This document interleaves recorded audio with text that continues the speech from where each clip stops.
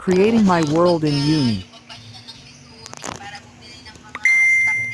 Tatabain natin kasi bawal mapayat kapag ano. Ano pa ba to? At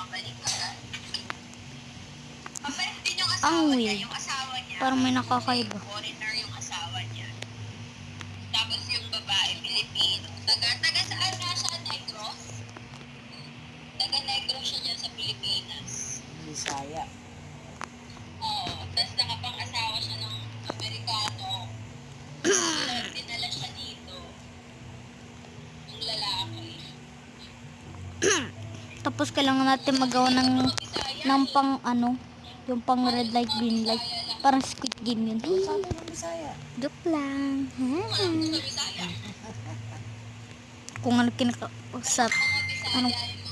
Ano ba yan? Sorry guys, kausap ko lang si